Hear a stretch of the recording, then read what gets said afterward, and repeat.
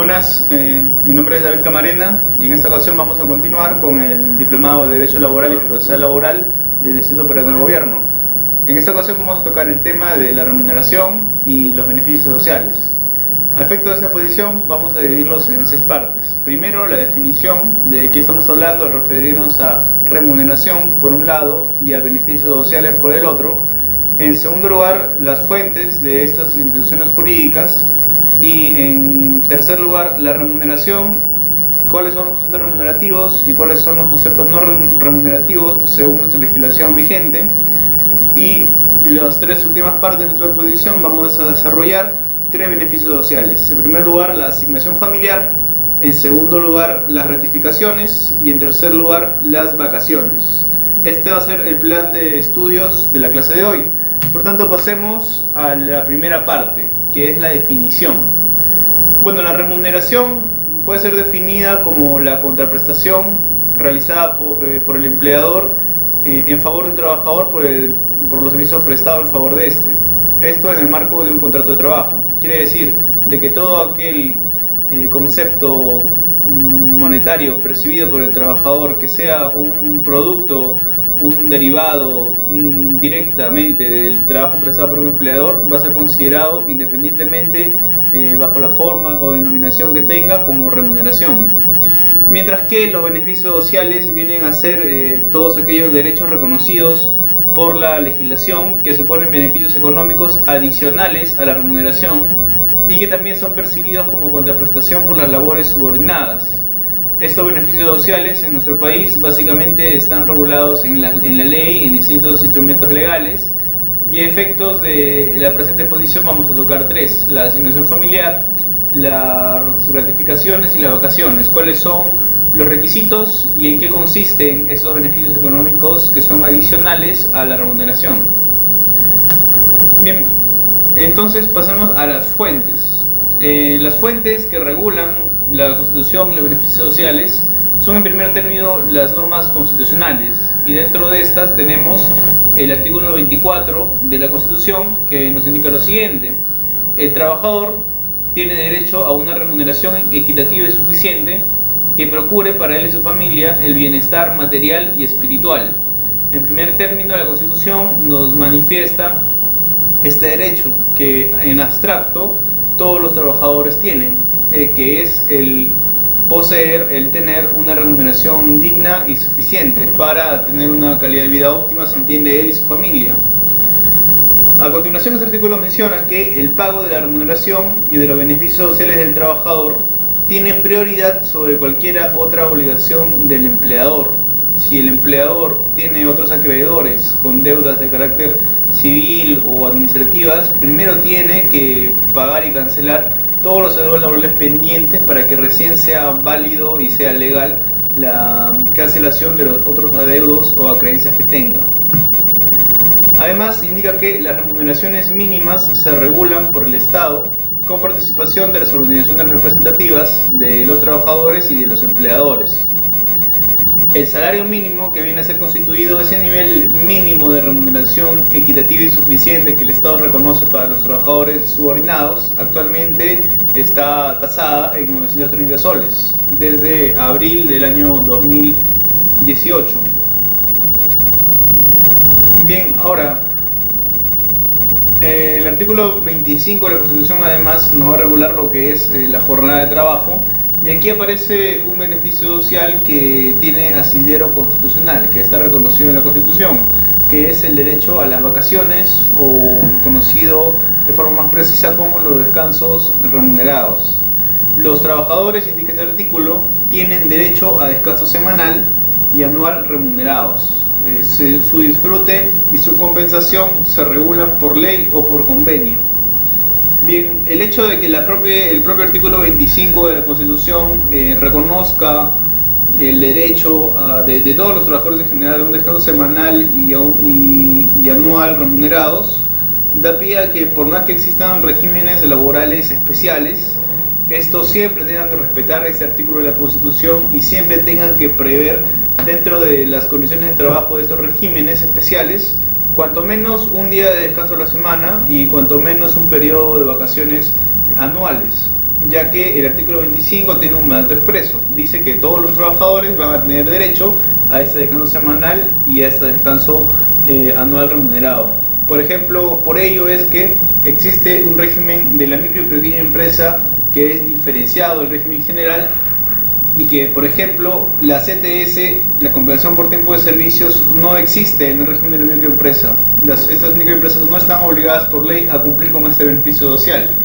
Las empresas que están acogidas al régimen laboral general sí tienen que pagar la CTS, pero eso es porque la compensación por tiempo de servicios, a diferencia de los descansos remunerados, no tienen un rango constitucional, y eso también ocurre con las ratificaciones. Las ratificaciones, si bien están contempladas y reguladas en la ley 27735, este beneficio social no tiene un amparo constitucional directo, no está reconocido expresamente en el articulado de la Constitución.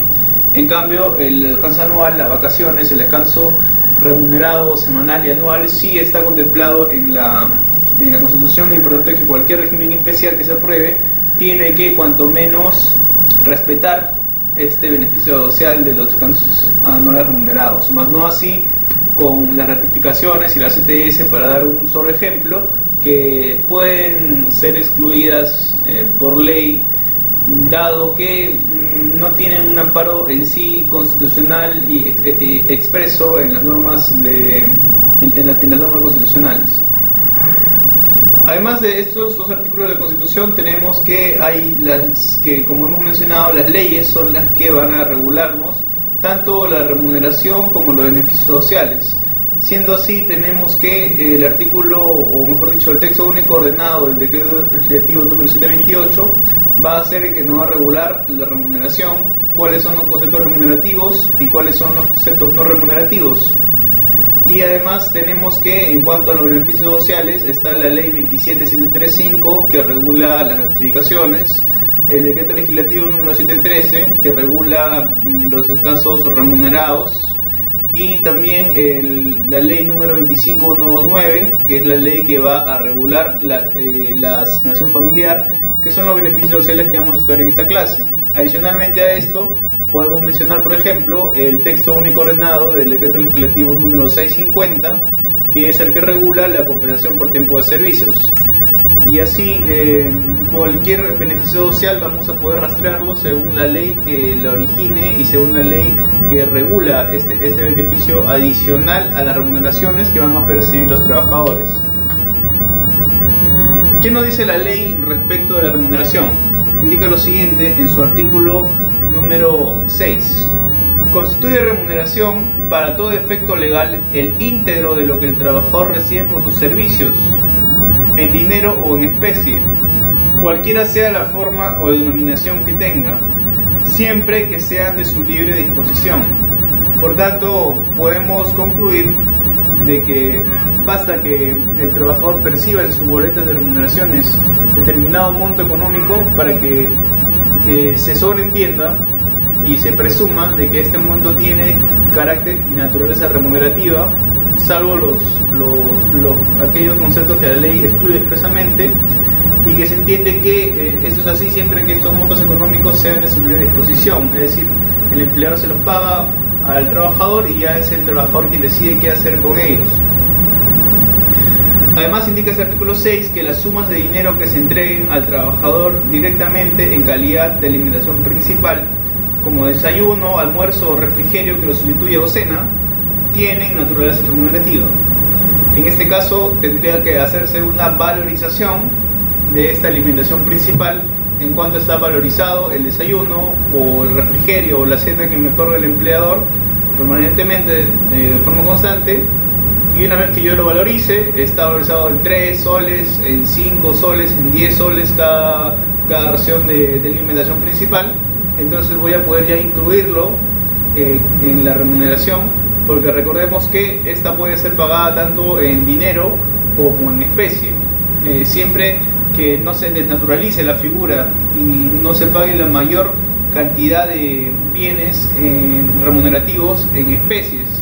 Lo ideal es que se pague todo en dinero, ya que darse el caso de que la remuneración se pague mayoritariamente en especies, ya no se cumpliría o se desnaturalizaría, se desvirtuaría el requisito de la libre disposición que debe tener la remuneración por parte del trabajador, y en principio este tiene que decidir y optar qué hacer según sus proyectos de vida particulares con la remuneración por su trabajo.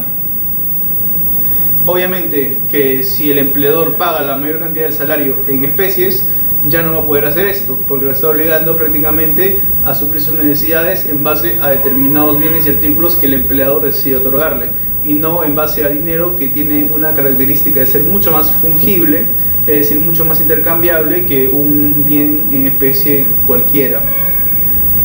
Ahora, continuando con ello, el artículo 8 del legislativo número 728 nos va a regular lo siguiente: en las normas legales o convencionales y en general en los instrumentos relativos a remuneraciones, estas podrán ser expresadas por hora efectiva de trabajo. Para tales efectos, el valor día efectivo de trabajo se obtiene dividiendo la remuneración ordinaria percibida en forma semestral, en forma semanal, quincenal o mensual, entre 7, 15 o 30 respectivamente. Para determinar el valor hora, el resultado que se obtenga se dividirá entre el número de horas efectivamente elaboradas en la jornada ordinaria o convencional a la cual se encuentre sujeto el trabajador. Y asimismo indica este artículo que el empleador podrá pactar con el trabajador que percibe una remuneración mensual no menor a 2 unidades impositivas tributarias, eso quiere decir no menor a 8.400 soles, una remuneración integral computada por periodo anual, que comprenda todos los beneficios legales y convencionales aplicables a la empresa, con excepción de la participación de las utilidades. Entonces vamos por partes. En primer lugar, la ley nos indica que la remuneración puede ser expresada en valor día y en valor hora, y ello de forma muy simple, dividiendo cuánto es la remuneración mensual entre 30, la quincenal entre 15 o la semanal entre 7. Por ejemplo, el actual salario mínimo es de 930 soles. Pongamos que tenemos un trabajador que gana este salario mínimo, esta remuneración mínima vital, esa es su remuneración ordinaria, y queremos saber a cuánto equivale su valor hora por día de trabajo. Lo único que tenemos que hacer es dividir los 930 soles, que corresponden a 30 días, por regla general y efectos contables, y dividirlo entre 30. Y una vez hecho esta operación matemática, nos va a dar que tenemos que su valor hora día equivale a 31 soles. Y si queremos calcular el valor hora de trabajo, tenemos que dividir este monto económico, estos 31 soles, entre 8. Y ese va a ser el resultado de nuestra operación. Eso aquí puede ser útil para calcular, por ejemplo, a cuánto equivale un día de ausencia injustificada. Cuánto es lo que se le debe descontar al trabajador si es que falta 1 o 2 o 3 días de su trabajo. Para ello tenemos que calcular, en primer lugar, el valor día de trabajo, y según esos montos multiplicarlos por los días de ausencia para determinar a cuánto equivale el descuento que como empleador se puede hacer por una ausencia justificada o por una licencia por horas sin goce de haberes. En estos casos, si queremos saber cuánto es lo que se debe dejar de pagar al trabajador por una licencia que se haya solicitado sin goce de haberes, pongámosle de 5 horas, tendríamos que calcular primero el valor día de trabajo y luego el valor hora, y finalmente multiplicar este resultante por el número de horas que ha durado la licencia sin goce de haberes, y para ello sirve esta normativa de 728. Y además, en segundo término, este artículo 8 nos regula que cuando el trabajador perciba una remuneración no menor a 2 UITs, la UIT actualmente está en 4.200 soles, es decir, una remuneración no menor a 8.400 soles, entonces pueden, mediante pacto con el empleador, llegar a un acuerdo para que se pague una remuneración integral anual, una remuneración integral computada por periodo anual, que incluya el pago de todas las remuneraciones del año y que incluya todos los beneficios derivados de esa remuneración. Ahora, ciertamente no es algo muy común, pero la ley prevé que se puede cumplir y se puede realizar ese tipo de acuerdos entre trabajador y empleador. La remuneración tiene las siguientes características. En primer lugar, es inembargable en principio. Es decir, no puede ser materia de un embargo salvo por motivos de una pensión de alimentos, de obligaciones alimentarias que debe cumplir el trabajador, en los cuales sí es factible que se descuente directamente de las planillas de pagos los montos que se ordenen mediante un proceso judicial, que se ordene mediante una resolución judicial, materia de un proceso de alimentos. En segundo lugar, es irreductible. El empleador no puede reducir la remuneración del trabajador de forma unilateral, no puede tampoco reducir su categoría, y en todo caso, si es que se comprueba la existencia de una reducción inmotivada de la remuneración o de la categoría, el trabajador está facultado para interponer una acción de cese de hostilidad bajo sanción de considerarse despedido y que se le tenga que pagar la indemnización por el arbitrario, o que el juez ordene el cese de hostilidad según lo que opte el trabajador. Y como ya hemos visto en clases anteriores, esto está regulado en el artículo 30 del decreto legislativo número 728. Justamente una de las causales de los actos de hostilidad es la reducción inmotivada de la remuneración o de la categoría del trabajador. Y finalmente, su última característica, porque hay más pero a efectos de esta clase, es que su no pago oportuno, es decir, la oportunidad máxima hasta fin de mes por regla general, genera el derecho a percibir los intereses legales del decreto de ley número 25920, que determina que todo deudo laboral que no haya sido cumplido en su debida oportunidad por el empleador va a generar los intereses legales según la tasa fijada por el Banco Central de Reserva. Por tanto, hay una penalidad por no cumplir con pagar la remuneración a tiempo, que es justamente el pago de estos intereses legales. Ahora, por regla general ya hemos visto que según el artículo 6, todo concepto percibido como contraprestación del trabajo debe ser considerado remuneración siempre que sea de libre disposición del trabajador, ya sea esto en dinero o en especie. Por tanto, esa es la regla general. Por regla general se sobreentiende de que cualquier concepto que figure en una boleta de pagos, una boleta de pago de remuneraciones de un trabajador, tiene este carácter remunerativo. Ya se reciba el nombre de bonificación, ya reciba el nombre de incentivo, ya reciba el nombre de estipendio, ya reciba la denominación que fuese. En principio, todos estos conceptos tienen naturaleza remunerativa. Y también cabe mencionar, adelantándonos un poco al tema de las notificaciones, que si hay un concepto percibido de forma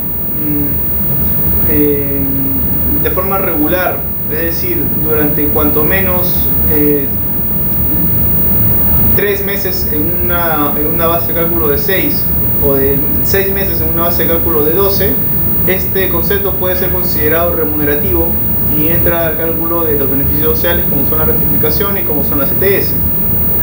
Pero además de esos conceptos remunerativos, que son la regla general, también hay conceptos que la ley excluye de forma expresa y que los que van a ser nominados como los conceptos no remunerativos. Conceptos no remunerativos porque, por más que sean percibidos por el trabajador en una boleta de pagos, estos conceptos por ley están excluidos de su carácter remunerativo y por tanto no entran dentro del cálculo de los beneficios sociales como vienen a ser las ratificaciones. Nos indica el artículo 7 del decreto legislativo número 728 que se encuentran excluidos de su carácter de remunerativos los conceptos regulados en el artículo número 19 y 20 del texto único ordenado del decreto legislativo número 650, que es el que regula la compensación por tiempo de servicios. Por tanto, veamos cuáles son estos conceptos que están excluidos por ley de su carácter de remunerativos, a pesar de ser percibidos por el trabajador con ocasión del contrato de trabajo. En primer lugar, gratificaciones extraordinarias u otros pagos que perciba el trabajador ocasionalmente. Si estas gratificaciones son percibidas de forma regular, cuanto menos 6 veces en un año, 6 meses en un año, ya sea de forma continua o discontinua, pero la regularidad se adquiere cuando se perciben en cuanto menos 6 de los 12 meses del año, siempre que esa gratificación sea otorgada a título de liberalidad del empleador o hayan sido materias de convención colectiva o aceptadas en los procedimientos de conciliación o mediación o establecidas por resolución de la autoridad administrativa de trabajo o por laudo arbitral. se incluye en ese concepto a la bonificación por cierre de pliego. Por tanto, esta es la caracterización de ese primer concepto no remunerativo.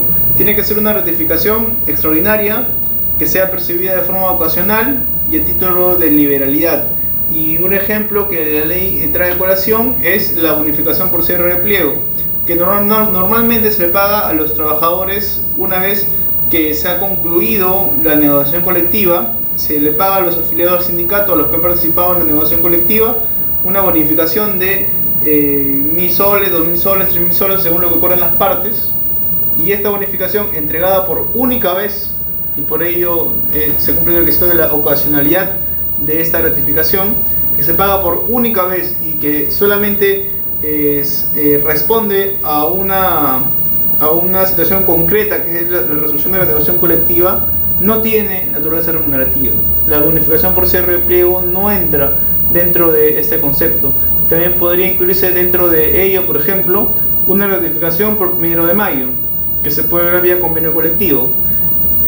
Todos los meses de mayo se le va a abonar, pongámosle, 200 soles de gratificación por concepto de 1 de mayo, de Día del Trabajador y Trabajadora.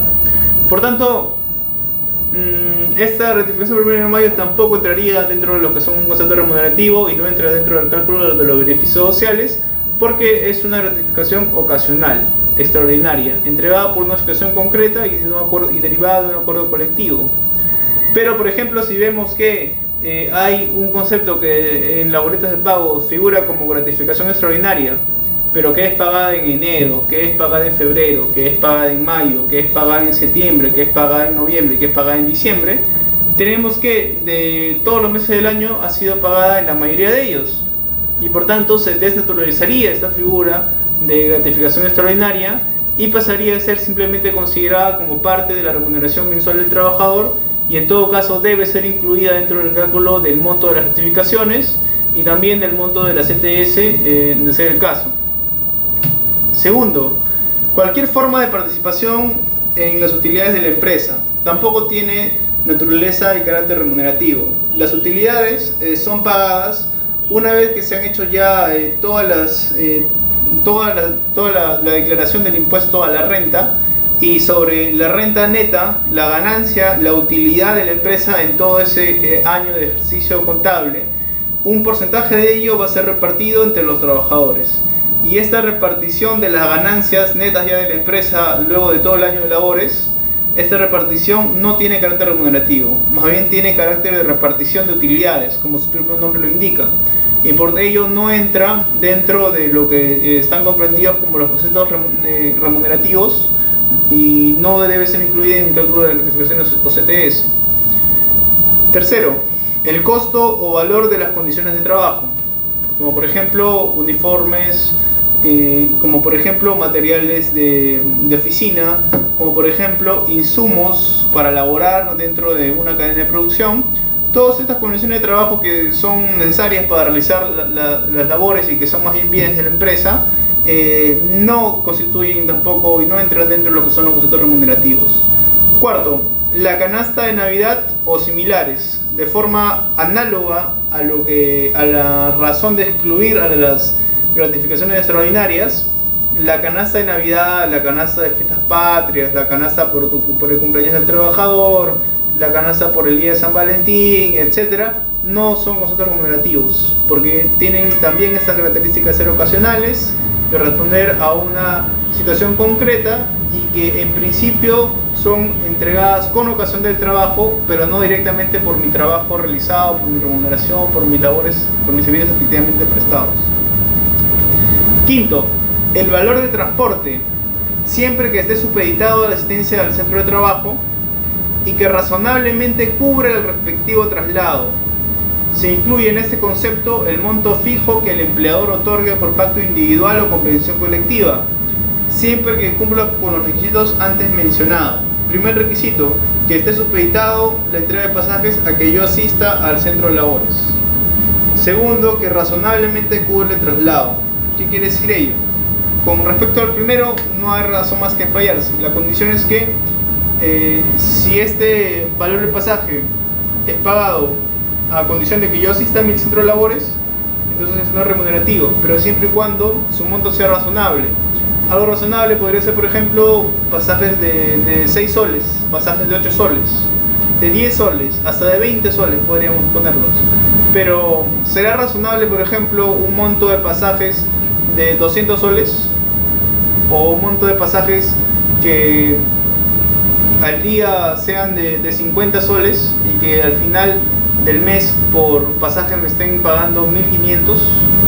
Aquí ya habría una desnaturalización de la figura de los pasajes, porque se estaría utilizando de forma tal que valiéndose de este artículo de la ley que los excluye de los montos remunerativos, se los está incluyendo dentro de una categoría para pagar menos beneficios sociales.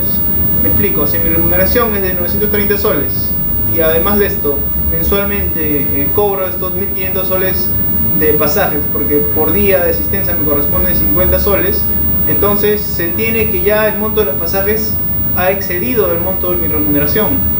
Y por lo tanto aquí ya no es razonable que se los incluya dentro de lo que son los conceptos no remunerativos, sino que se le debe considerar a estos pasajes como parte integrante de mi remuneración ordinaria que entra dentro del cálculo de los beneficios sociales. Sobre esto no hay mayor precisión y ya va a quedar a criterio de la interpretación que haga el juez o los operadores del derecho sobre cuál es el límite para que el monto de los pasajes sea considerado como algo razonable dentro de lo que efectivamente puede cubrir una necesidad de los pasajes o algo que ya está por encima de esos márgenes de razonabilidad. Sexto, la asignación o bonificación por educación, siempre que sea por un monto razonable y se encuentre debidamente sustentada. La escolaridad, la bonificación por educación, bonificación para a universidades, colegios e institutos, también cumplen esta característica de ser bonificaciones entregadas por un contexto determinado, de forma ocasional, y que no tienen esta característica de permanencia, sino que más bien son bonificaciones ocasionales que se entregan al trabajador con ocasión de las labores, pero siempre y cuando este responda a un monto razonable, un monto que no sea que sea notorio o que se pueda comprobar de que tiene por finalidad ayudar al trabajador en el pago de las obligaciones educativas y que se encuentre debidamente sustentada. Por eso es que se estila de que este tipo de gratificaciones sea entregado en los meses previos del inicio del año escolar, enero, febrero, marzo, pero no sería lo mismo o no sería igual de razonable que se entreguen, por ejemplo, en octubre o en septiembre, que son fechas en las cuales más bien ya el año escolar está por culminar. Continuando, tampoco tienen naturaleza remunerativa las asignaciones o bonificaciones por cumpleaños, matrimonio, nacimiento de los hijos, fallecimiento y aquellas de semejante naturaleza. Igualmente, las asignaciones que se abonen con motivo de determinadas festividades, siempre que sean consecuencia de una negociación colectiva. De la misma forma, todas estas asignaciones por cumpleaños, matrimonio, fallecimiento y similares, así como la de las festividades, tienen una naturaleza ocasional, responden a una situación concreta, a un hecho concreto, y no necesariamente se entregan por el hecho de la calidad de tu trabajo, sino por ser tu trabajador de la empresa y por ser un beneficio que está contemplado, reconocido, ya sea por la costumbre o por el convenio colectivo. Continuando con ello, tenemos que los bienes que la empresa otorga a sus trabajadores de su propia producción en cantidad razonable para su consumo directo y de su familia tampoco tienen naturaleza remunerativa. Siguiendo, todos aquellos montos que se otorgan al trabajador para el cabal desempeño de su labor o con ocasión de sus funciones, tales como movilidad, viáticos, gastos de representación, vestuario y en general todo lo que razonablemente cumpla tal objeto y no constituya beneficio o ventaja patrimonial para el trabajador. En el caso, por ejemplo, de los viáticos, estos viáticos tienen que razonablemente cubrir lo que en el precio estándar del mercado serviría para un alojamiento en un día por un viaje, para la comida por un día en un viaje o para lo que durase esta diligencia. el vestuario, siempre y cuando su monto no sea excesivamente alto, porque aquí se tiene también que la ley pone este requisito de razonabilidad. Tiene que haber una razonabilidad entre el monto que se paga por movilidad, por viáticos, por gastos de representación, vestuarios y en general todos estos montos que se entreguen por un objetivo en concreto a la propia naturaleza de la actividad que se está desarrollando.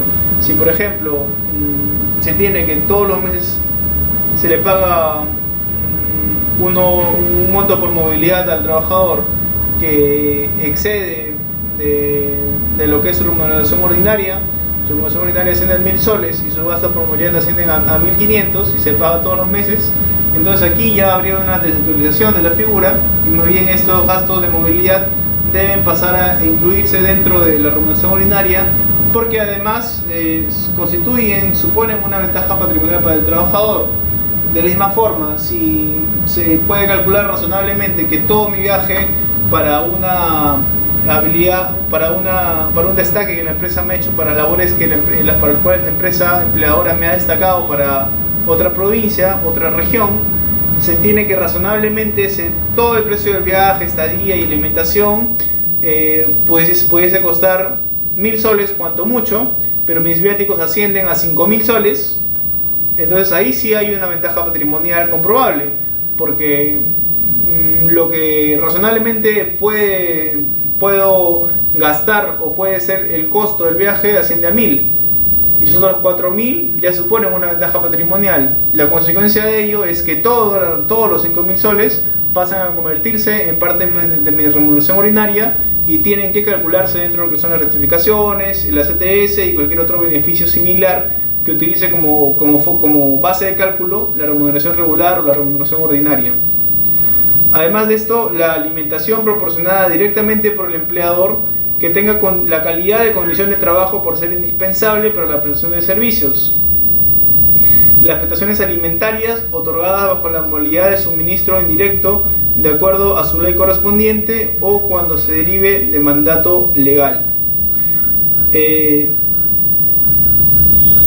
Entonces, aquí cuando el empleador, por ejemplo, tenga un comedor, tenga un servicio de comida dentro de la empresa, de provisiones de alimentación, entonces aquí el empleador está directamente entregando esta alimentación como una condición de trabajo para que se pueda viabilizar, para que se faciliten las labores en su centro de producción. Y si hay estas características de que hay un comedor dentro de la empresa, hay un concesionario dentro de la empresa contratada por esta alimentación que perciben los trabajadores no tiene calidad de condición remunerativa por ser proporcionada directamente por el empleador. Y también está incluido esto la modalidad de suministro indirecto o cuando eso derive de mandato legal. Finalmente tenemos que el artículo 20 del 650, del decreto ejecutivo 650, nos indica que tampoco se incluirán en la remuneración computable la alimentación proporcionada directamente por el empleador que tenga la calidad de condición de trabajo por ser indispensable para la prestación de los servicios o cuando se derive del mandato legal. Por tanto, se reafirma en esta postura de que en principio se debe entender de que si el trabajador percibe una alimentación por parte del trabajador en la empresa, esta no tiene carácter remunerativo, no entra dentro de lo que son las remuneraciones. Hay que hacer aquí la diferenciación con lo que hemos visto en el artículo 6 del texto no coordenado del decreto legislativo 728, pero aquí nos indica que las sumas de dinero que se entreguen al trabajador en calidad de alimentación principal tienen naturaleza remunerativa. ¿La diferencia cuál es? Si al trabajador yo le entrego una suma de dinero para que se entienda que con esta suma de dinero, con este monto económico, él compre sus alimentos, sí tiene esto carácter remunerativo, si yo le entrego el dinero.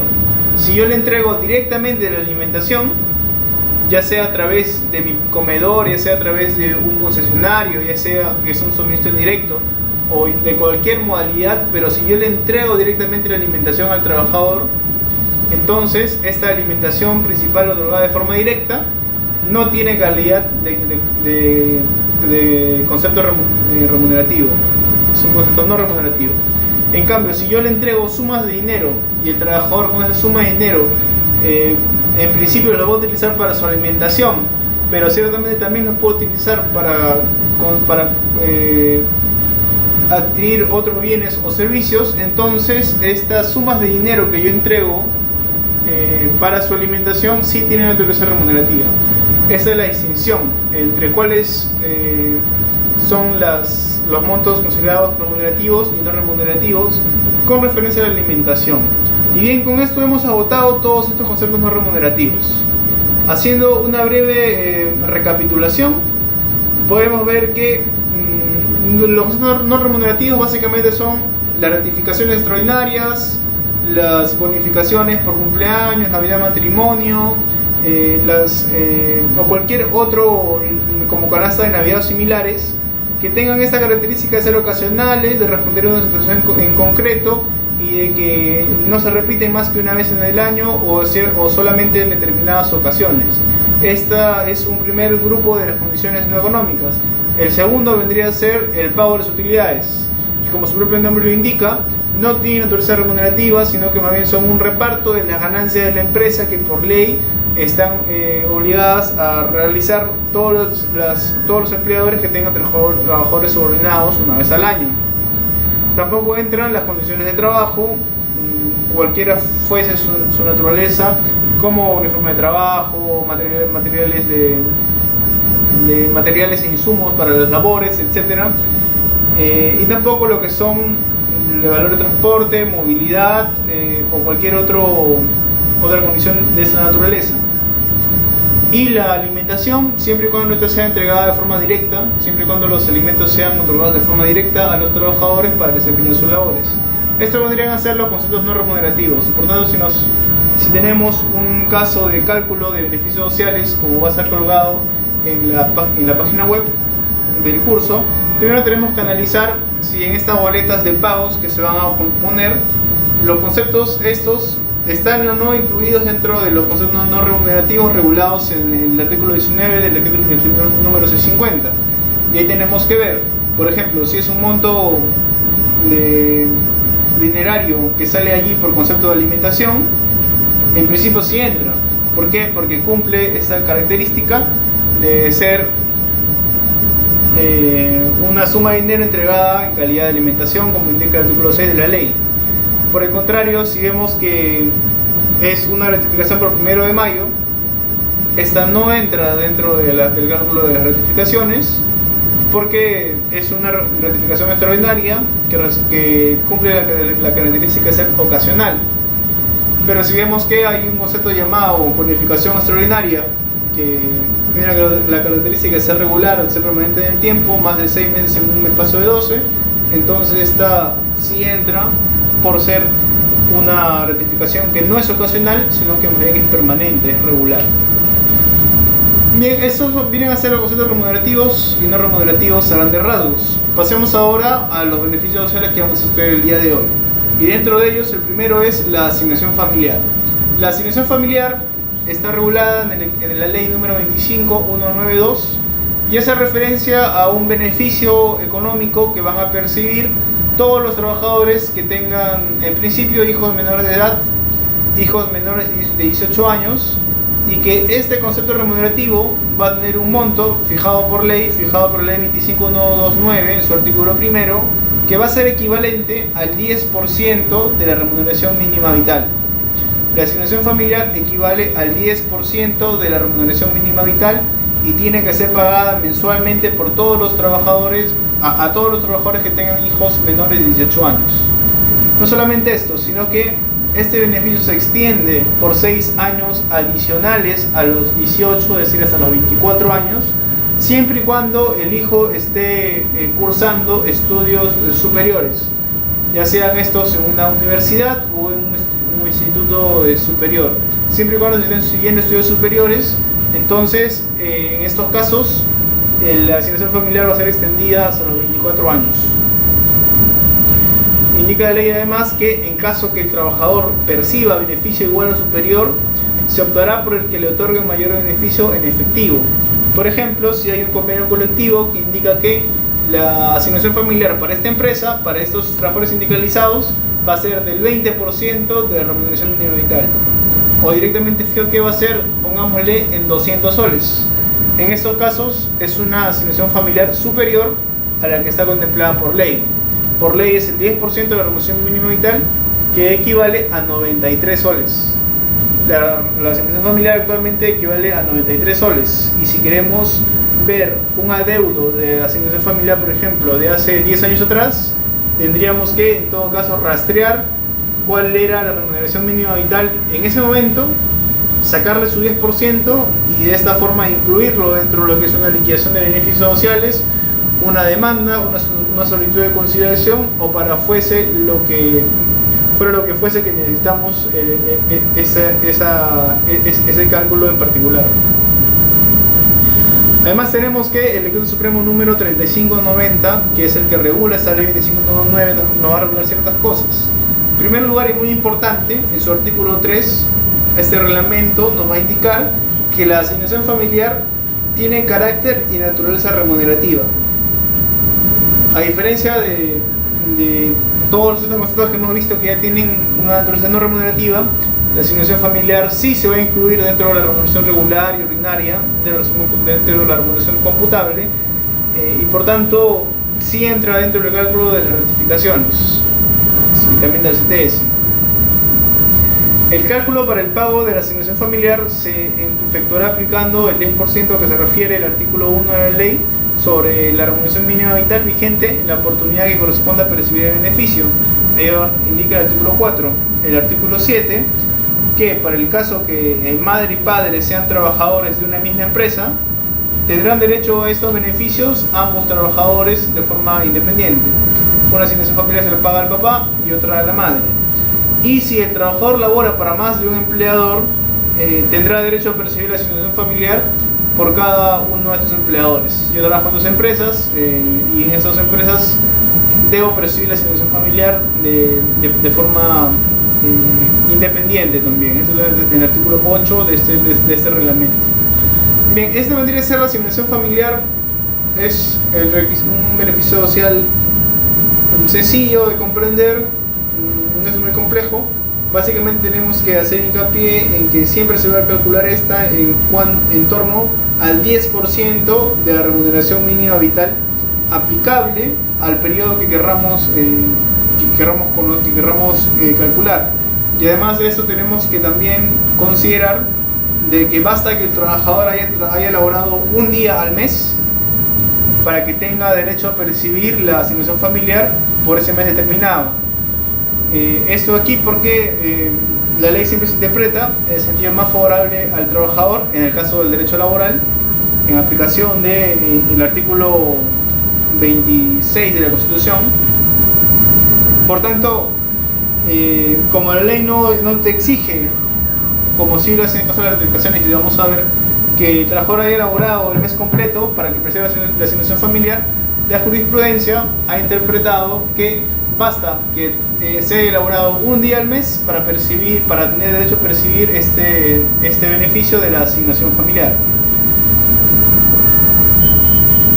Bien, entonces habiendo dicho estas características, pasemos entonces a las ratificaciones. Las ratificaciones están reguladas en la ley número 27735. Consisten en el derecho de los trabajadores sujetos al régimen laboral de la actividad privada a percibir 2 gratificaciones al año con motivo de fiestas patrias y la otra con ocasión de Navidad. 2 gratificaciones al año, fiestas patrias y Navidad. La grati, el aguinaldo, como queramos llamarle, a efectos de la ley se denominan gratificaciones de fiestas patrias y gratificaciones de Navidad. El monto de estas va a ser equivalente a la remuneración que el trabajador perciba en la oportunidad en que corresponde otorgar el beneficio, según el artículo 2 de la ley. Y para ese efecto se considera como remuneración a la remuneración básica y a todas las cantidades que regularmente perciba el trabajador en dinero o en especie, como contraprestación de su labor, cualquiera sea su origen o la denominación que se les dé, siempre que sean de su libre disposición. Entonces, el monto va a ser igual a la remuneración, según el artículo 2 de la ley. ¿Qué es la remuneración? Dos cosas: remuneración básica, ordinaria, como querramos llamarle, y todas las cantidades que regularmente perciba el trabajador. ¿Cuáles son los requisitos de la regularidad? Que hayan sido percibidos estos montos, como estamos hablando aquí en caso de análisis de espacios de 6 meses y 6 meses, que ha sido percibido cuanto menos en los 3 meses del periodo de análisis correspondiente. ¿Cómo así? El artículo 3.3 del reglamento de la ley, el decreto supremo número 5/2002-TR, indica que las ratificaciones de fiestas patrias y Navidad se calculan por los siguientes periodos. Fiestas patrias va a estar incluidos en lo que son los meses laborados entre enero y junio de cada año, y Navidad los meses laborados entre julio y diciembre. De tal forma, y solamente se incluyen los meses completos. Si no hay un mes completo elaborado, no entra dentro del cálculo de las ratificaciones. El artículo 3.4 hace provisión en esto. El tiempo de servicios para efectos del cálculo se determina por cada mes calendario completo elaborado. Cada mes calendario completo elaborado en el periodo correspondiente. Los días que no se considere tiempo efectivamente elaborado se deducirán a razón de un 30avo de la fracción correspondiente.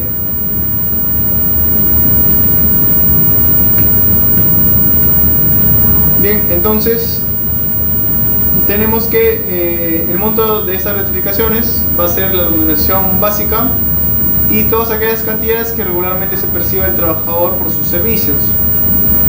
Entonces, para calcular un monto de gratificación, tenemos que despejar en primer lugar cuáles conceptos entran y cuáles no, y para eso tenemos que aplicar las reglas que ya hemos estudiado. Primer término, este concepto tiene que ser regular. Para ello tiene que haber sido percibido cuanto menos en 3 de los 6 meses del periodo de análisis. Si estamos analizando la ratificación de fiestas patrias, de enero a junio. Si estamos analizando la ratificación de diciembre, de Navidad, de julio a diciembre.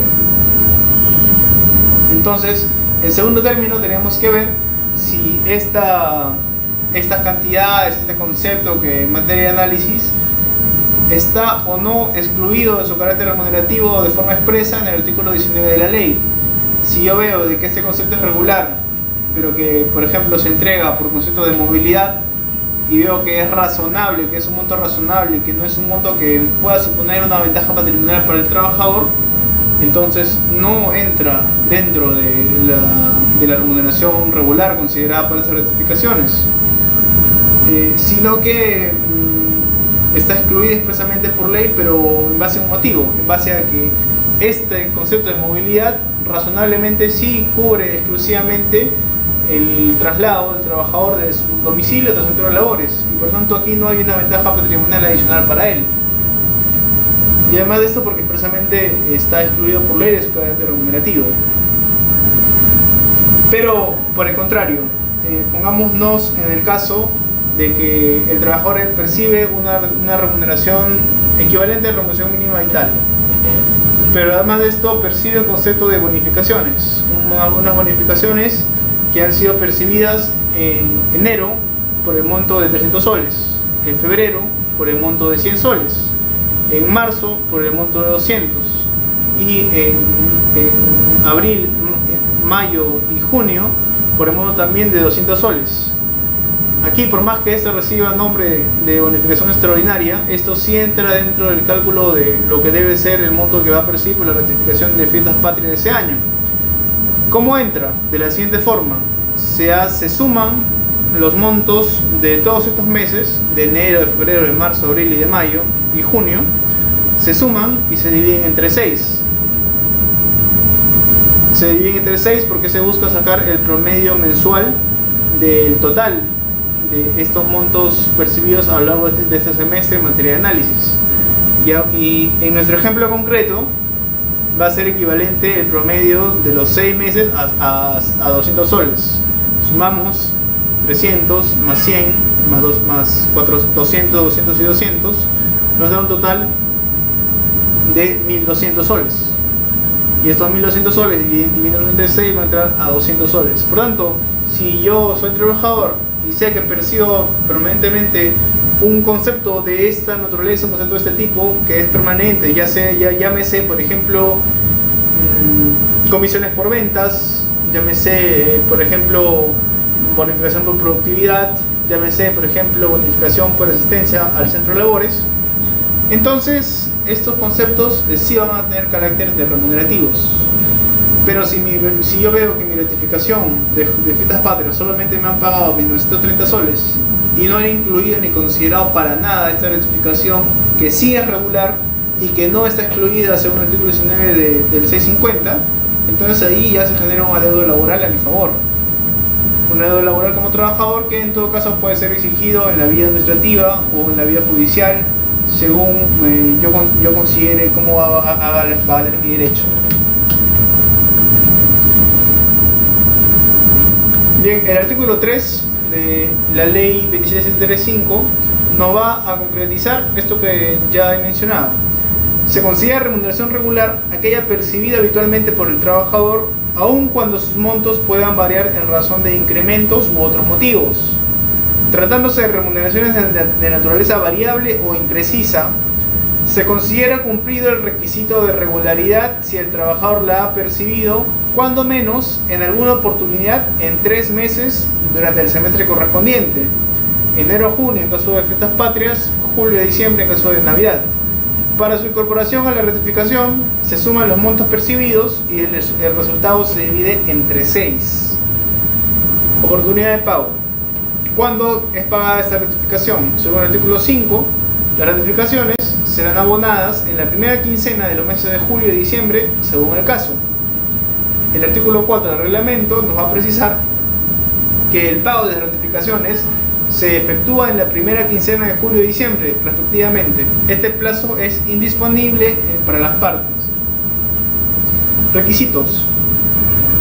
Para tener derecho a la gratificación es requisito que el trabajador se encuentre laborando en la oportunidad que corresponda percibir el beneficio, o estar en uso del descanso vacacional, de licencia, con goce de remuneraciones, percibiendo subsidios de la Seguridad Social o por accidente de trabajo, salvo lo previsto en el artículo siguiente, que indica que en caso que el trabajador cuente con menos de 6 meses, percibirá la gratificación en forma proporcional a los meses laborados, debiéndose abonarse conforme al artículo 5 de la presente ley.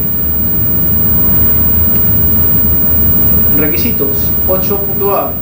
Eso indica que las gratificaciones por fiestas patrias y Navidad no se encuentran afectas a aportaciones, contribuciones ni descuentos de índole alguna, excepto aquellos descuentos establecidos por ley o autorizados por el trabajador.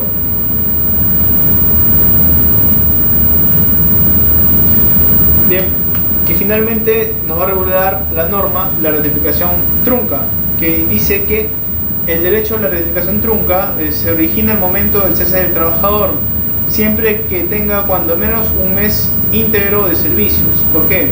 Porque si tiene menos de un mes, entonces no le va a corresponder nada por gratificación, porque se paga por meses completos laborados. El monto de la gratificación trunca se determina de manera proporcional a los meses calendarios completos laborados en el periodo en el que se produzca el cese. Se entiende por periodo a los establecidos en el punto 3.3 del presente reglamento. La remuneración computable es la vigente al mes inmediato anterior al que se produjo el cese y se determina conforme las reglas de la norma. La gratificación trunca se paga conjuntamente con todos los beneficios sociales dentro de las 48 horas siguientes de producido el cese. La gratificación trunca, por ejemplo, es cuando yo he venido elaborando por una empresa por más de 10 años, actualmente he sido despedido el día de hoy, 22 de febrero de 2018, y quiero saber cuánto me va a corresponder por gratificación trunca, es decir, la gratificación que no se logró concretizar hasta fiestas patrias de este año. Y para ello tendría simplemente que dividir mi remuneración regular, y esta se obtiene, la remuneración regular, eso sabemos, de mi remuneración ordinaria más el promedio de las remuneraciones imprecisas o variables que perciba, siempre y cuando sean regulares. De ello tengo que sacarle la parte proporcional a según cuántos meses yo he elaborado de forma trunca. y en ese caso sería de enero, un mes completo. 22 días de febrero no entra dentro de lo que es una retribución trunca porque no se cumple el requisito de un mes completo y por tanto me correspondería un mes. Bien, entonces tenemos que estas son las características básicas de la gratificación. A continuación vamos a hacer un pequeño ejemplo de cómo podemos calcular este beneficio social en un caso en concreto. Es el caso de un trabajador que ha trabajado en una empresa bajo el régimen laboral privado desde el 1 de enero de 2015 hasta el 31 de febrero de 2018, percibiendo una remuneración de 1000 soles. Y queremos saber cuántas son las gratificaciones que se le están adeudando, considerando que nunca se le pagó ningún monto por gratificación, ni por fiestas patrias ni por Navidad en todo su periodo laborado, desde el 1 de enero de 2015 hasta el 31 de diciembre de 2018. Bien, en este caso, como tenemos en primer lugar que determinar la remuneración regular, y como solamente nos indican 1000 soles de remuneración, este va a ser el monto que el trabajador debe percibir en julio y en diciembre, siempre y cuando haya elaborado los 6 meses completos de ese año. A efectos de nuestro ejemplo, se cumplen todos estos requisitos y por tanto tenemos que por fiestas patrias de 2015 le den 1000 soles, por Navidad otros 1000, por fiestas patrias y Navidad de 2016 1000 y 1000 soles, por fiestas patrias y Navidad de 2017 1000 y 1000 soles, y por fiestas patrias y Navidad de 2018 1000 y 1000 soles, considerando que ha trabajado del 1 de enero de 2015 al 31 de diciembre de 2018, dándonos un total de 8000 soles de adeudo laboral por gratificaciones más los intereses legales a que hubiese lugar. Estos intereses legales van a ser calculados desde, en el caso de las fiestas patrias de 2015, el 15 de julio de 2015 hasta la fecha en que su pago sea efectivo. Si pongámosle que el pago sea efectivo el día de hoy, 22 de febrero, los intereses legales van a ser desde el 16 de julio, que es el día siguiente a la fecha máxima de pago de esa gratificación, hasta la fecha en que el adeudo se hizo efectivo, 22 de febrero de 2018.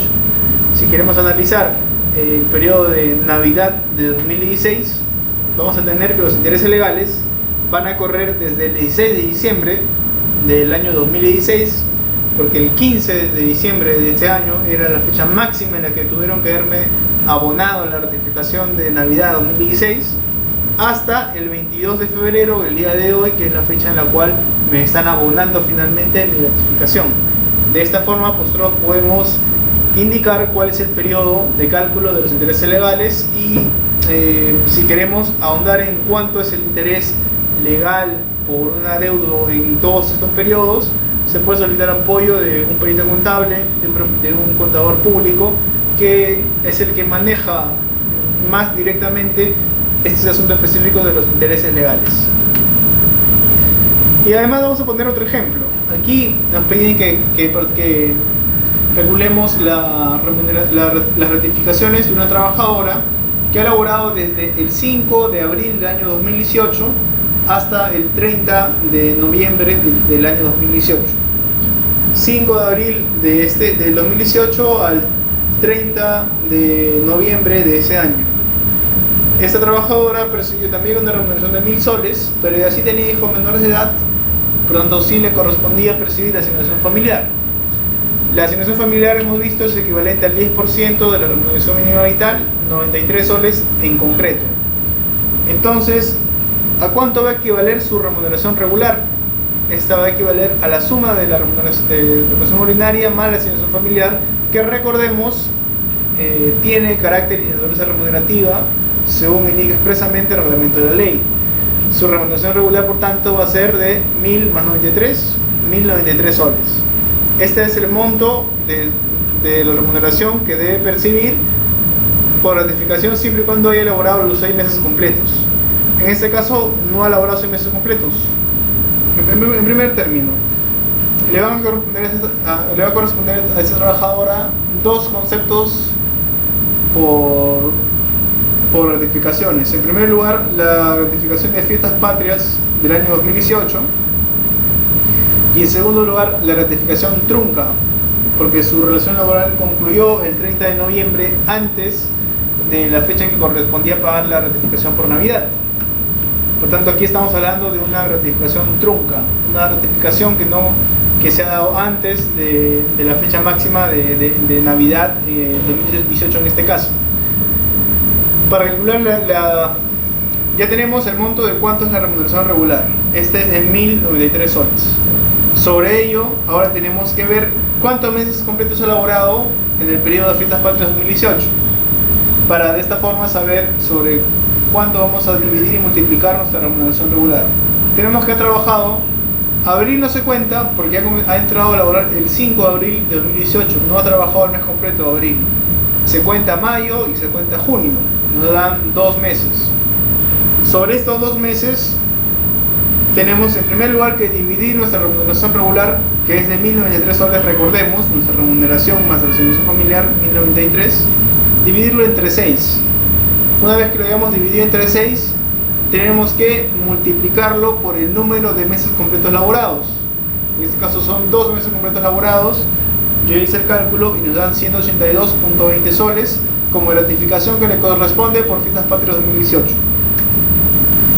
Y por gratificación trunca, esto se va a calcular desde el 1 de julio de 2018 hasta el 30 de noviembre de 2018, que es la fecha de cese. Y tenemos que aquí los meses laborados completos son julio de 2018, agosto, septiembre, octubre y noviembre. 5 meses. 5 meses completos laborados. Y para calcular la gratificación trunca, ¿cómo debemos hacer? En primer lugar, divido mi remuneración regular entre 6. 1093 entre 6. En segundo lugar, la multiplico por los meses completos laborados. Recordemos y recalco que en toda materia que incluya pago de gratificaciones, única y exclusivamente se cuentan los meses completos laborados. Las fracciones no se incluyen. En la CTS sí se incluyen, pero en las gratificaciones no. Yo hice el cálculo y por la gratificación trunca de 5 meses nos va a dar 910,80 soles. Haciendo la sumatoria, tenemos que en total por las ratificaciones adeudadas por este periodo laborado del 5 de abril al 30 de noviembre de 2018, le va a corresponder 1.275,20 céntimos más los intereses legales correspondientes. Al momento de analizar las diapositivas del curso vamos a poder ver más a detalle estos ejemplos y también se van a dar otros ejemplos de cálculos de gratificaciones para que podamos interactuar más sobre esta materia, porque es en sí la parte más operativa, práctica y también más necesaria de aprender. Porque al momento de elaborar, por ejemplo, una demanda en materia laboral o una contestación de demanda, necesariamente vamos a tener que incluir una liquidación de beneficios sociales donde consignemos cuáles son los conceptos que estamos demandando y de qué forma los hemos calculado. De qué forma hemos calculado las ratificaciones, de qué forma hemos calculado las vacaciones, por ejemplo. Bien, entonces esto es lo concerniente de las ratificaciones. Básicamente, haciendo una recapitulación breve, su monto es igual a la remuneración regular. La remuneración regular es igual a la remuneración ordinaria más todos aquellos conceptos percibidos de forma regular. ¿De qué forma se incluyen estos conceptos percibidos de forma regular? Se suman todos los percibidos en los 6 meses y se dividen entre 6. Se saca su promedio. Y de esta forma obtenemos el monto de nuestra remuneración regular. ¿Cuál es el monto de la ratificación? La remuneración regular dividida entre 6 y multiplicada por el número de meses completos laborados en el periodo de análisis. Si ha elaborado los 6 meses, entonces su ratificación va a tener que ser igual a la remuneración regular, sin mayor cálculo. Si ha elaborado menos de 6 meses, sí vamos a tener que utilizar la fórmula que he mencionado.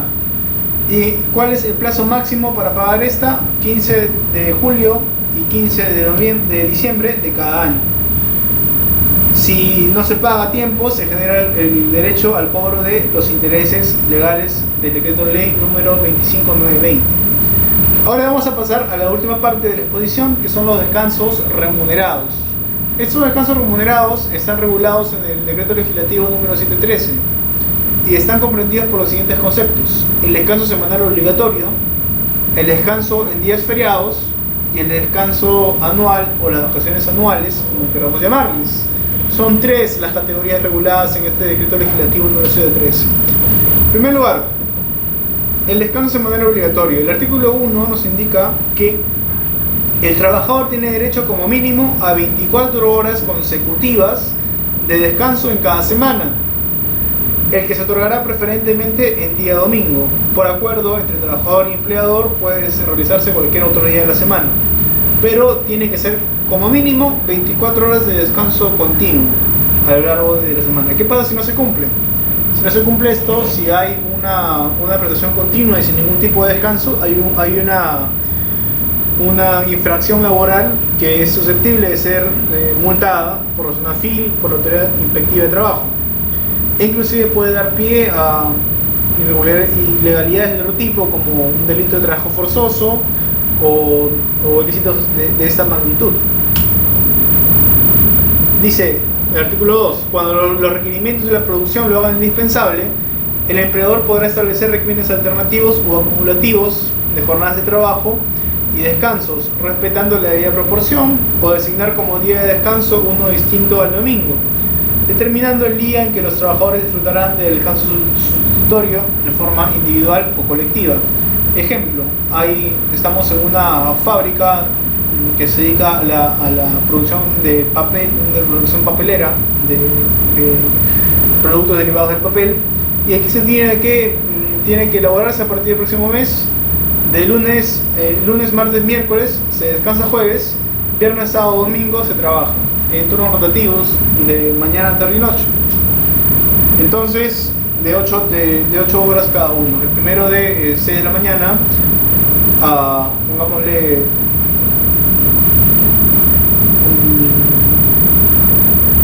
2 de la tarde, el siguiente de 2 de la tarde a 10 de la noche y el último de 10 de la noche a 6 de la mañana. Entonces hay esta facilidad, esta facultad del empleador de poder rotar estos turnos y establecer días de descansos diferenciados a los habituales, siempre y cuando haya una necesidad por parte de la empresa. Indica el artículo 3 que los trabajadores que laboren en su día de descanso sin sustituirlo por otro en la misma semana tendrán el derecho al pago de la retribución correspondiente a la labor efectuada, más una sobretasa del 100%. Y finalmente que la remuneración por el día de descanso semanal será equivalente al de una jornada ordinaria y se abonará en forma directamente proporcional al número de días efectivamente trabajados. El reglamento establecerá la fórmula de cómputo en caso de trabajadores cuya remuneración se encuentra establecida por quincena o por mes. Esto tiene su origen en el famoso salario dominical que percibían los obreros a principios del siglo XX en nuestro país. ¿Qué era el salario dominical? Tú trabajabas de lunes a sábado, y si has trabajado de lunes a sábado, entonces tienes derecho al pago de una remuneración adicional el día domingo, que va a ser un jornal completo, un valor día completo de tu remuneración. Pero cuando todavía existía esta figura del salario dominical, de la remuneración dominical, bastaba que tú faltases un día de los 6 previos para que perdieses este derecho a la remuneración dominical. Por tanto, ya no te abonarían 7 días de remuneraciones, 7 jornales, sino solamente 5. Porque al faltar un día o al no asistir un día, pierdes también el derecho al salario dominical. En cambio, actualmente no es así. Si tú faltas un día, se te va a tener que descontar solamente la parte proporcional, es decir, 1/6 de la rectificación dominical, y por la rectificación dominical vas a percibir 5/6 de un jornal diario, en aplicación de este artículo 4 del decreto legislativo 713. Bien, entonces esto es en cuanto a los descansos semanales remunerados, que recordemos también están contemplados por ley, por la Constitución. La Constitución hace mención a que el trabajador tendrá derecho a un descanso semanal y un descanso anual. A continuación, la ley nos regula algo adicional, que son los descansos en días feriados. Los trabajadores tienen derecho a descanso remunerado en los días feriados que están establecidos en esta ley, nos indica el artículo 5. El artículo 6 nos va a decir cuáles son estos días de descanso feriados obligatorios. En primer lugar, Año Nuevo, 1 de enero. En segundo lugar, Jueves y Viernes Santo. que son fechas movibles, fechas variables. En tercer lugar, el día del trabajo del trabajador, 1 de mayo. Tercero, San Pedro y San Pablo, 29 de junio. Fiestas patrias, 28 y 29 de julio. Santa Rosa de Lima, 30 de agosto. Combate de Angamos, 8 de octubre. Día de Todos los Santos, 1 de noviembre. Inmaculada Concepción, 8 de diciembre. Navidad del Señor, 25 de diciembre. Podemos ver que la gran mayoría de estas festividades son festividades de naturaleza religiosa. Jueves, Viernes Santo, San Pedro y San Pablo, Santa Rosa de Lima, Todos los Santos, Inmaculada Concepción, inclusive Navidad. Y más bien tienen otras connotaciones, el Año Nuevo, el Día del Trabajo, Fiestas Patrias, que son más bien para conmemorar fechas de otra índole. Pero en todo caso, estos 10 fechas, por ley, son días de descanso feriado obligatorio. ¿Qué pasa si alguien trabaja en esos días feriados? Si alguien trabaja en esos días feriados, tiene derecho a cobrar una triple indemnización, una triple remuneración, según el artículo 8 y el artículo 9 del Decreto Legislativo número 6713. En primer lugar, una remuneración por el trabajo realizado. En segundo lugar, una sobretasa por haber laborado en el día feriado, una sobretasa equivalente a un jornal. Y en tercer lugar, una remuneración porque la ley establece que en ese día es un descanso, un día de descanso feriado obligatorio. Entonces son tres: una por ley porque es un descanso es un día remunerado, así tú trabajes o no; una por haber laborado; y una de sobretasa por haber laborado en día feriado. Hay una triple remuneración por trabajo en día feriado que se desprende de esto del artículo 8 y del artículo 9 de la ley. Bien, y ahora vamos a pasar a la última parte, al último beneficio, que son las vacaciones anuales. Recordemos que la Constitución también contempla este beneficio social, las vacaciones anuales. Actualmente, esto está regulado en el sector privado por el Decreto Legislativo número 713 y por el sector público por el Decreto Legislativo número 1405, que ha venido a introducir ciertas modificatorias a la regulación de las vacaciones, tanto por el sector público en principio, pero también contiene modificaciones para el sector privado. Las vacaciones anuales. El trabajador o el servidor público, ya que esto está regulado de la misma forma en el Decreto Legislativo número 713 y en el Decreto de Ley número 1405, tiene derecho a 30 días calendario de descanso vacacional por cada año completo de servicios. 30 días calendario de vacaciones al año. No 30 días hábiles, no 30 días sin contar feriados, 30 días calendarios. Ahora, para tener derecho a estas vacaciones de 30 días calendarios, tenemos que cumplir un récord vacacional. Un récord vacacional que va a ser igual en el sector público y en el sector privado después de este Decreto Legislativo número 1405. ¿Cómo se cumple esto? Hay tres condiciones. Tratándose de trabajadores cuya jornada ordinaria es de 6 días a la semana y uno descansa en un obligatorio, haber realizado labor efectiva por lo menos 260 días en dicho periodo. 260 días en un plazo de 360 días que dure el año. Si yo cumplo ese récord vacacional de 260 días, entonces tengo mi derecho de vacaciones. Tratándose de trabajadores cuya jornada sea de 5 días a la semana, haber realizado labor efectiva por lo menos 210 días en dicho periodo. Son días de labores efectivos. Aquí el día de descanso semanal no cuenta. Y tercero, en el caso en el que el plan de trabajo se desarrolle en solo 4 o 3 días a la semana, los trabajadores tendrán derecho al goce vacacional siempre que sus faltas injustificadas no excedan de 10 al año.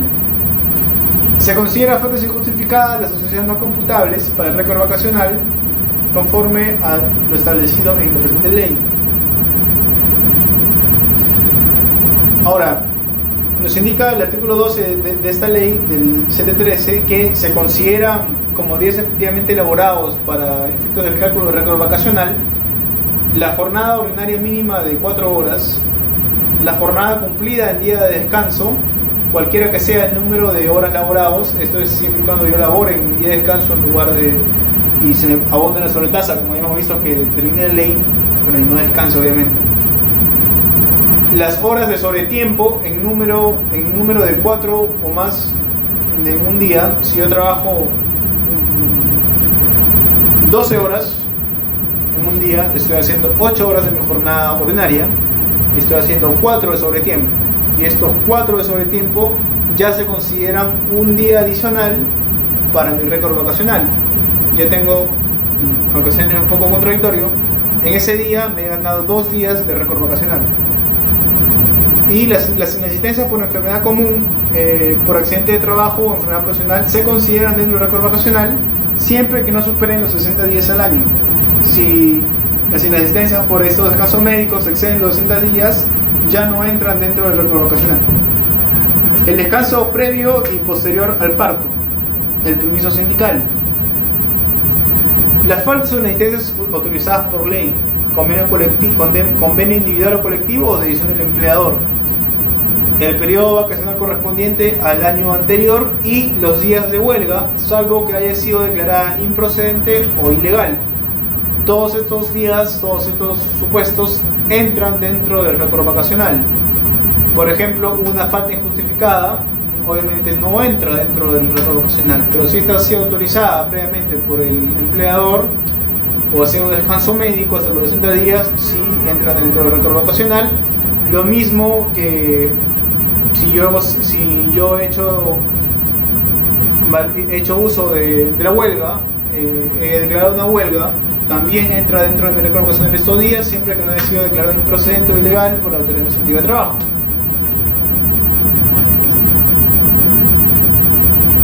La remuneración vacacional va a ser siempre equivalente a la que el trabajador hubiera percibido habitualmente en caso de continuar laborando, vale decir, es mi remuneración regular.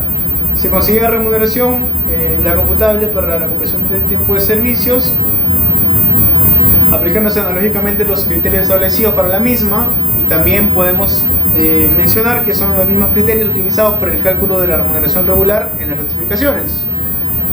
Para que un concepto sea considerado, por tanto, dentro de lo que va a corresponder por remuneración vacacional, tiene que ser regular y tiene que ser permanente en el tiempo. Ahora, ¿qué pasa si, bueno, yo tengo este derecho a mis 30 días de vacaciones, yo tengo que hacer efectivo mi derecho al cobro de esas vacaciones dentro del año que supone el periodo vacacional correspondiente? Si yo entré, por ejemplo, el 22 de febrero del año 2018, mi primer periodo vacacional va a vencer el 21 de febrero del año 2019. Y durante todo ese año, si yo he cumplido con el récord, debo tener 30 días calendario de vacaciones.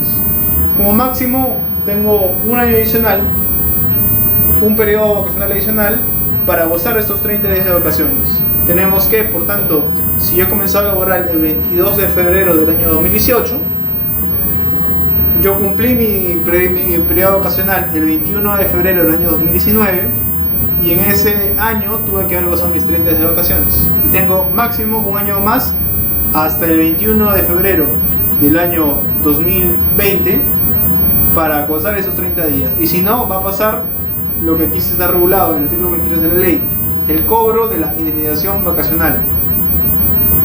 Este artículo nos indica: los trabajadores, en caso de no disfrutar del descanso vacacional dentro del año siguiente a aquel en que adquieren el derecho, por eso digo que tiene que haber un periodo vacacional adicional, hay un periodo vacacional más para poder percibir esos 30 días, percibirán lo siguiente, tienen derecho a lo siguiente: una remuneración por el trabajo realizado, una remuneración por el descanso vacacional adquirido y no usado, y una indemnización equivalente a una remuneración por no haber disfrutado del descanso.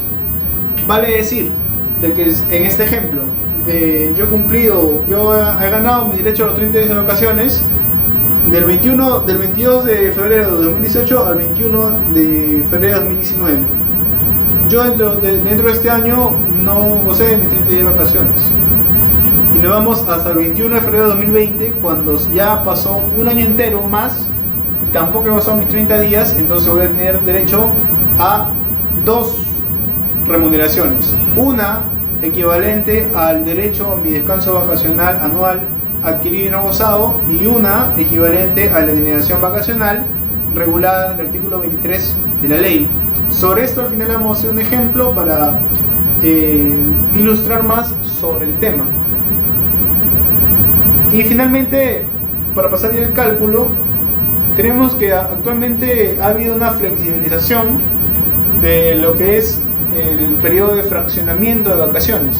Anteriormente a la expedición del decreto legislativo número 1405, la fracción mínima para que pueda ser considerado como un uso de mis vacaciones, para que se descuenten de mis 30 días de vacaciones al año, era de 7. Cuanto menos tenía que haber yo gozado 7 días continuos de vacaciones para que se descuenten de mi récord vacacional. Caso contrario, si yo he salido 5 días de vacaciones, y luego salí 5, y luego salí 4, y luego salí 10, únicamente se van a tener que descontar 10 días de vacaciones, porque los otros periodos han sido, o bueno, habían sido, porque ya esta regulación está derogada, gozados en cantidades menores a 7 días, y por tanto no se descuenta del récord vacacional, solo se descuenta en los periodos iguales o mayores a 7 días. Pero actualmente se ha flexibilizado profundamente esa institución de las vacaciones, de tal forma que ahora es factible fraccionar hasta vacaciones de un día. Yo puedo gozar vacaciones de un día y eso me va a descontar en mi récord vacacional en el sector privado, y en el sector público inclusive hasta de media jornada. Yo puedo pedir vacaciones de mediodía, aunque suene extraño, contradictorio, irónico y hasta borronesco. Puedo pedir vacaciones de mediodía y al día siguiente puedo pedir otro mediodía de vacaciones, y de esta forma hasta que se cumpla mi récord vacacional de 30 días. Esto siguiendo las siguientes reglas. Sector privado en primer término, artículo 17 del decreto legislativo número 713. El trabajador debe disfrutar del descanso vacacional en forma ininterrumpida.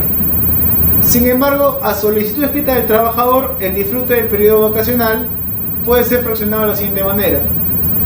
Típico, primero te dicen de que debe ser gozado de forma ininterrumpida, salvo los siguientes supuestos, que no son para nada excepcionales.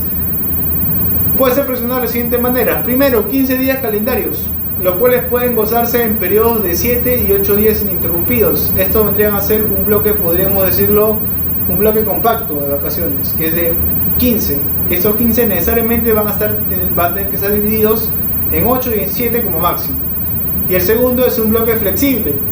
El resto del periodo vacacional, 15 días, los otros 15 días, pueden gozarse de forma fraccionada en periodos inclusive inferiores a 7 días calendarios y como mínimos de un día calendario.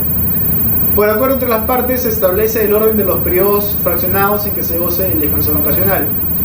Eso es en cuanto al sector privado. Tenemos un bloque rígido, podemos decirlo de alguna forma, de 15 días, los cuales pueden ser fraccionados cuanto máximo en 8 y en 7, y tenemos otro bloque flexible de 15 días que pueden ser fraccionados hasta en vacaciones de una sola fecha. En el sector público, de la misma forma, dice el artículo 3.1 del decreto legislativo número 1405, el descanso vacacional se disfruta preferentemente de forma efectiva e ininterrumpida, salvo que se acuerde el goce fraccionado conforme a los siguientes numerales. Primero, el servidor debe disfrutar su descanso vacacional en periodos no menores de 7 días calendarios, sin perjuicio de lo expuesto en el numeral anterior.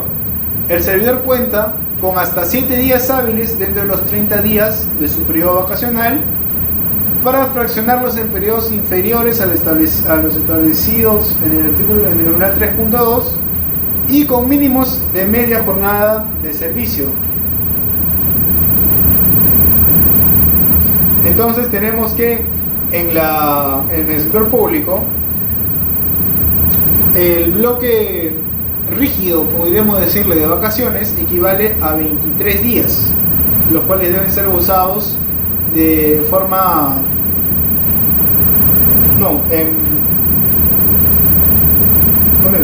el periodo rígido es de 7 días y el periodo flexible el periodo rígido en el sector público vendrían a estar constituidos por bloques de 7 días. que indica la norma que deben ser gozadas las vacaciones en cuanto mínimo una continuidad de esta cantidad de días, de 7. Y el bloque flexible vendrían a ser estos 7 días, los cuales la ley da la facultad de poder fraccionarlos en periodos vacacionales de cuanto mínimo media jornada. Es decir, puedo gozar yo de media jornada de vacaciones y distribuirlos estos en 14 días, siempre, y de esta forma yo lograría cumplir el máximo de 7 días hábiles que tengo yo para fraccionar de forma totalmente flexible, ya sea en 2 días, un día, media jornada de vacaciones. Y los otros 23 días restantes sí forman parte dentro de lo que es el bloque rígido de las vacaciones, pero considerando de que deben ser gozadas en periodos mínimos de 7 días compactos. Finalmente, un ejemplo para concluir ya. En este ejemplo, la remuneración del trabajador es de 1000 soles, la remuneración ordinaria y regular, por tanto la remuneración vacacional va a ser igual también a 1000 soles. Y he trabajado desde el 5 de enero de 2016 hasta el 22 de febrero del año 2019. Nos calculemos todos los adeudos derivados de las vacaciones que tiene este trabajador. 5 de enero de 2016, 22 de febrero de 2019, periodo laborado. En la diapositiva va a poder verse este ejemplo más a detalle. Aquí tenemos que calcular primero, tenemos que recordar que existe lo que es la indemnización vacacional según el artículo 23 de la ley. Esta indemnización vacacional nos indica que en caso yo no perciba mis 30 días de vacaciones el año que me corresponde, ni en el siguiente a este, tengo derecho a una remuneración por el descanso vacacional adquirido y no usado, y una remuneración por indemnización vacacional. Además de esto, existe lo que son las vacaciones truncas, que se calculan en torno a la remuneración ordinaria multiplicada por el número de días efectivamente elaborados y divididos entre 360, que es el número de días máximos al año. ¿Cómo así? En primer lugar, pasemos a calcular las vacaciones simples de este trabajador. Del 5 de enero de 2016 al 4 de enero de 2017 se cumple un primer periodo vacacional. Aquí entran 1000 soles. Del 5 de enero de 2017 al 4 de enero de 2018 se cumple el segundo periodo vacacional, 1000 soles. Del 5 de enero de 2018 al 4 de enero de 2019, otros 1000 soles, que es el tercer periodo vacacional. Y hasta ahí yo cumplí todos mis periodos vacacionales, hasta el 4 de enero de 2019. Del 5 de enero de 2019 al 22 de febrero de 2019 voy a calcular yo lo que son las rectificaciones truncas, porque yo no he cumplido con mi récord vacacional en este último periodo laborado. Yo no he cumplido con el máximo de 260 días en 360, que es el récord vacacional mínimo que se exige para tener los 30 días. Por tanto, mi vacación trunca no va a ser calculada en torno al íntegro de la remuneración, porque no he cumplido con el récord vacacional, sino va a ser calculada en función de los días efectivamente elaborados, divididos por el 360, que son los totales al año. Entonces tenemos que por vacaciones simples corresponden 3 remuneraciones. Una del periodo vacacional de enero 2016 a enero 2017, una del periodo vacacional de enero 2017 a 2018 y la tercera de enero 2018 a enero 2019. Además de eso tenemos que sumarle la indemnización vacacional respectiva. ¿Por qué? Porque yo tuve el derecho a 30 días de vacaciones de enero 2016 a enero 2017 y máximo a enero 2018 tuve que haber gozado estos 30 días. Como no se aplica la indemnización vacacional del artículo 23 del decreto legislativo número 713 y tengo una primera indemnización vacacional. La segunda es del periodo vacacional de enero 2017 a enero 2018, porque como máximo yo tuve hasta enero de 2019 para gozar estos 30 días de vacaciones. Aquí tenemos una segunda indemnización vacacional. Pero del periodo del 5 de enero de 2018 al 4 de enero de 2019 yo también cumplí con mi récord vacacional, adquirí mi derecho a los 30 días de vacaciones, pero no se cumple el requisito de que en el año siguiente al que yo gané el derecho a gozar las vacaciones, no haberlas hecho efectivas. Quiere decir de que la empresa tenía todavía un año más para que yo pueda gozar esos 30 días de vacaciones. Y por tanto, no hay indemnización vacacional, sino solamente vacaciones simples, por el periodo vacacional del 5 de enero de 2018 al 4 de enero de 2019. En las diapositivas van a poder ver plasmado esto en dígitos para que se haga un poco más fácil la comprensión de este cálculo. Finalmente, las vacaciones truncas, que van a ser del 5 de enero de 2019 al 22 de febrero de 2019, mi fecha de cese, mi fecha de despido, mi fecha de extinción de la relación laboral. Tenemos que he elaborado un total de 48 días sobre 360, que es el número total de días al año, a efectos contables. Por lo tanto, lo que yo tengo que hacer es multiplicar el número de días laborados por mi remuneración, que va a ser 1000, y dividirlo entre 360. Una regla de 3 simple. Se despeja la x de esta forma, y yo ya hice el cálculo. Tengo que 1000 por 48 entre 360 nos va a dar 133 soles. Si sumamos, entonces tenemos que por el periodo vacacional 2016-2017 1000 soles, y por indemnización vacacional ese periodo otros 1000, por el periodo vacacional enero 2017 a enero 2018 tengo 1000 soles, y además tengo que sumarle a la indemnización vacacional otros 1000 soles, tenemos hasta ahí 4000, y tenemos del periodo vacacional de 5 de enero de 2018 al 4 de enero de 2019 otros 1000 soles. Aquí no hay indemnización vacacional, porque recordemos que esta se genera siempre que en el año siguiente al que yo percibí el derecho yo no gocé esos 30 días. Aquí no hay ese año adicional. Por eso es que siempre, en caso de que haya un incumplimiento total de vacaciones, como en este caso, hay siempre una indemnización vacacional menos que las vacaciones simples calculadas.